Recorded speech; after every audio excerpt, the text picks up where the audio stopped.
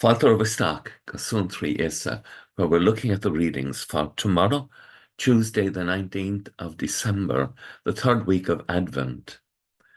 Beginning with the story from the book of Judges of the birth of Samson, who was one of the judges who were sent to deliver Israel from their difficulties. His mother could not conceive, and the miracle of her being able to conceive, first of all, and give birth and carry her son, Samson. And the child grew up, and the Lord blessed him, and the Spirit of the Lord began to move him. And so this is a wonderful story in the Old Testament of the good things that God does to rescue his people, to prepare his people for him. And indeed, the psalm tomorrow, Psalm 71, is a continuation. We've been using it frequently. It is you, O Lord, who are my hope, my trust, O Lord, since my youth. On you have I leaned from my birth. From my mother's womb you have been my help.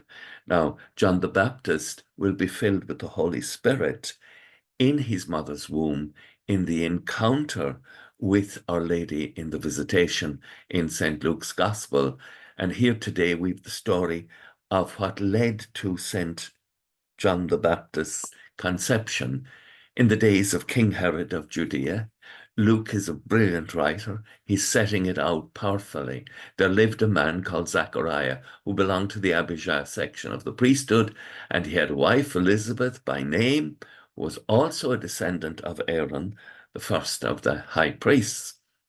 Both are worthy in the sight of God and are good people and scrupulously observed all the commandments, but they're childless, which was seen as a huge tragedy. And now Zachariah is serving at the hour of incense, and there appears to him the angel of the Lord. This is a phrase that is used for an intervention by God in the situation.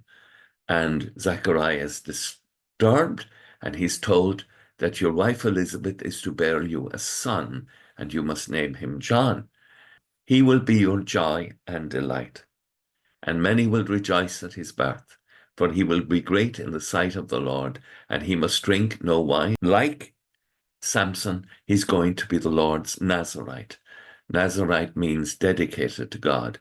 Even from his mother's womb, this will happen during the visitation. He will be filled with the Holy Spirit and will bring back many of the sons of Israel to the Lord their God. With the spirit and the power of Elijah, he will go before him, the Messiah, to turn the hearts of the fathers to their children and the disobedient back to the wisdom that the virtuous have, and to prepare for the Lord a people worthy for him. One of the things that happens when people turn away from God is the children have no fathers.